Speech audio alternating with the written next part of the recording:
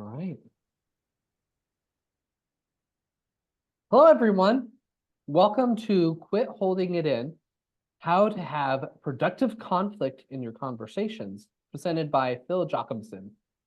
I am David Berg, a BI developer with SMPH and moderator for today's session.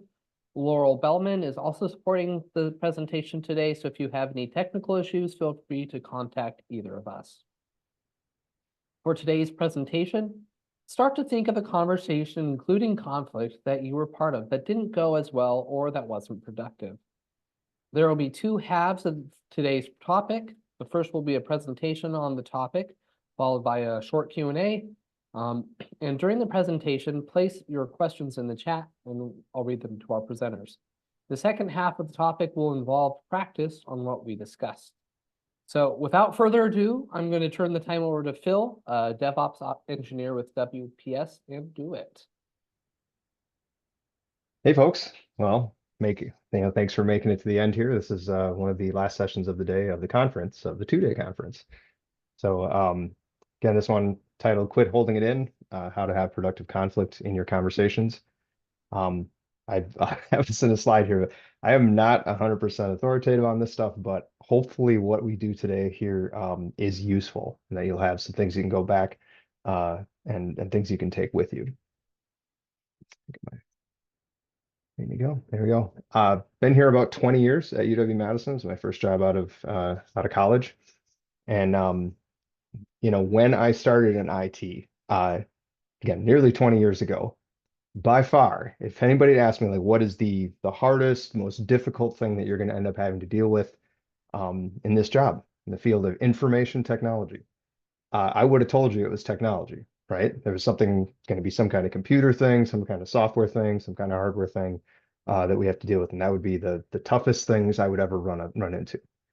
Turns out, of course, that all of this software, hardware, and technology is for humans to get something done for other humans.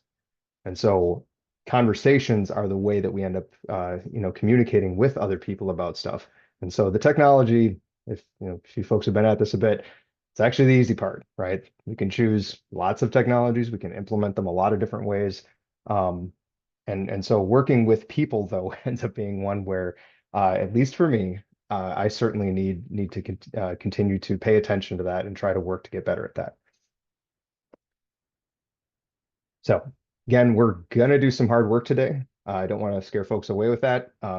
As mentioned, presentation is the first part. We'll let you know. We will stop recording again about halfway through this whole time, and we'll let you know when that happens. At that point, we'll be doing some of the breakout rooms and some of the actual practice of it. And that's fine. This is a Friday. If you folks are tired, that's okay.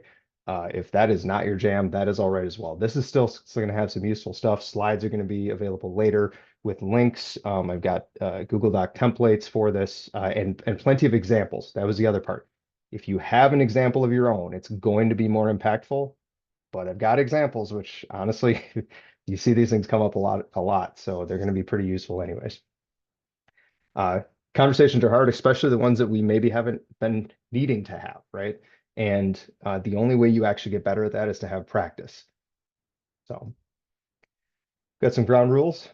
It's very similar to the rest of the conference itself, right? This is a safe space. What's said here stays here. Respect confidentiality. Speak about your experience, right? That's your experience, and that is how you can speak to it. And give yourself permission, a little bit of grace to get it wrong. The point of this is to practice, right? We're not going to necessarily have this thing nailed down out of the gate here.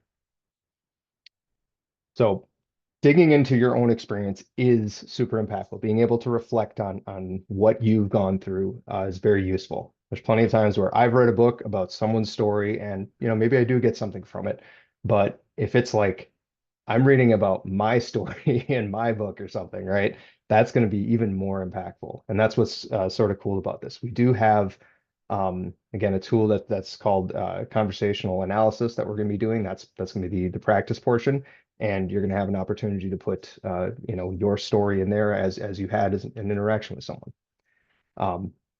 As mentioned, kind of obvious here too, it's hard to have those conversations that have conflict in them. We'll avoid them sometimes, and But if it's left unresolved, or we leave things left unsaid, or we don't actually have agreement, but we end up with silence and both go our separate ways, there's a lot of stuff that can come back up, and it really is important to try to get that stuff nailed down. Again, technology is kind of the easy part. The stuff of working with people is considerably harder. Um, the personal reflection, again, that's back to your story. It's very impactful for you. What the tool ends up doing is that when you get that out of your head, whatever that conversation was, how, parts of it that you didn't think were fair to you, maybe parts that you weren't fair to them, the other person in the conversation.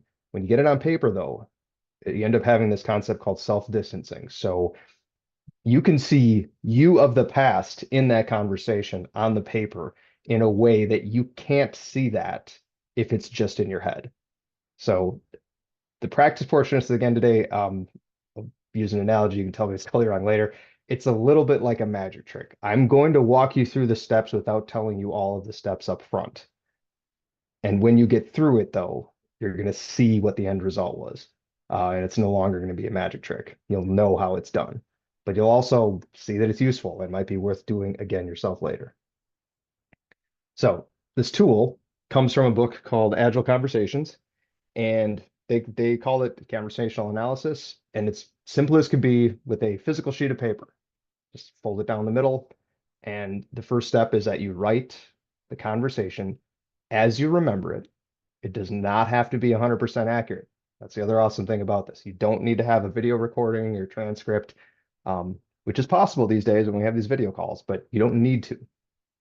And you write that on the right side. And I talked to some folks earlier, and they were like, "Whoa, we read left to right. Why are we putting something on the right side first? You'd think we'd go the other way." It's like, just there's a lot of things in this. I don't actually know all of the reasons, but I can tell you, I'll point out a few things later once we go through it. So step one ends up being half sheet of paper. On the right side, you write down the conversation as you remember it. And I'll give you one of these examples.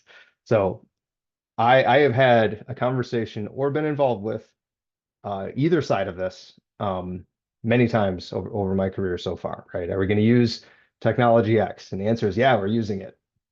Okay, why? We're using it. Um, and another thing you'll notice the last line in here about the first person just says, okay.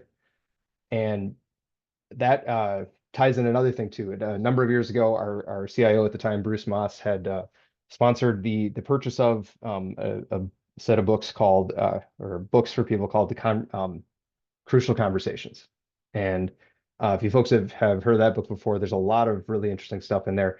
And what I see when I look at this conversation is that the person one there at the end is going to like their style under stress here is silence, which is they're just being like, yeah, whatever, right? And they're kind of disengaged, and that's not great.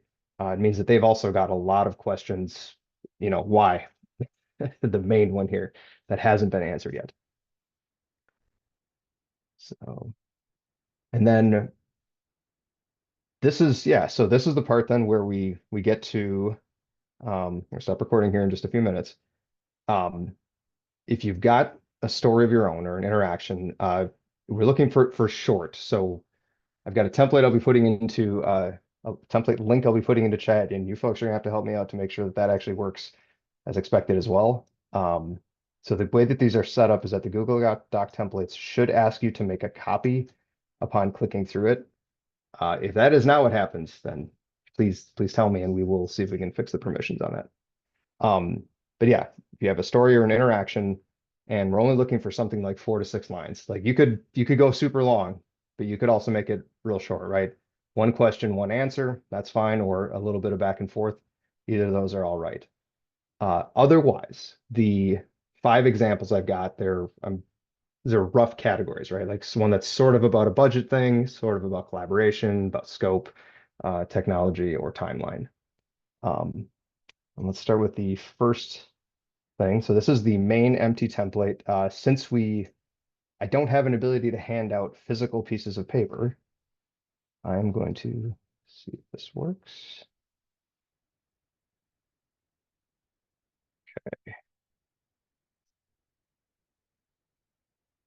All right. So if someone will let me know, first of all, did that open with correct permissions? And did it ask you to make a copy of it? Because what I want is your for an ability for you to, okay, good. For you to be able to either fill out this template yourself or make additional copies of it in the future, etc. Okay. Okay, good. All right. Now, if I did that right, then I think I have the rest of them right as well. Okay.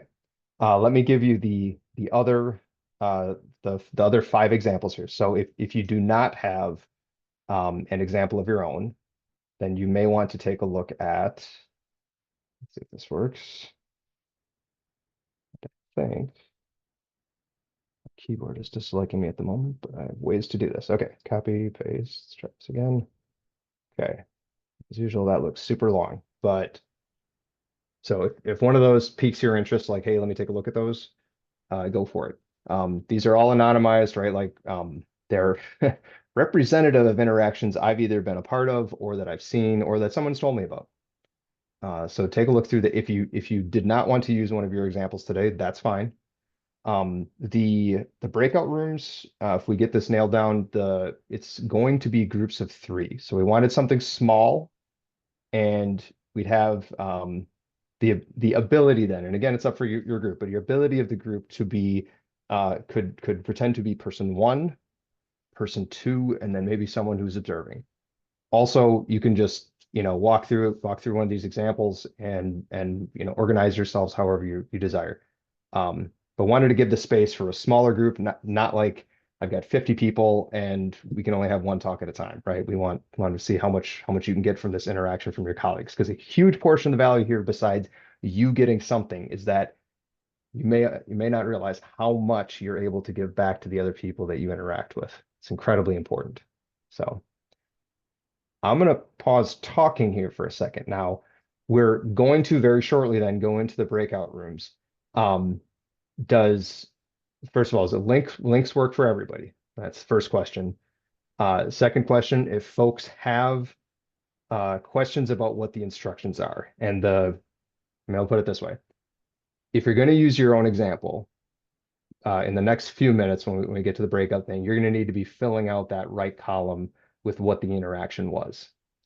If you're not using your own, then picking one of these, like checking a few of these and maybe picking one that you think is interesting to you, is going to be that. When you're in that breakout room, then either talking through or finishing filling out that right column. So the goal is to make sure at the end of this little breakout thing, which we're going to go, I think we're going to go 8 minutes just so you folks can do introductions to each other, that you have the right column filled out, which is an interaction between 2 people, just a couple of back and forth, not super long, just a couple. Try to wait that 7 seconds. Does anybody have any questions about what we're doing next here?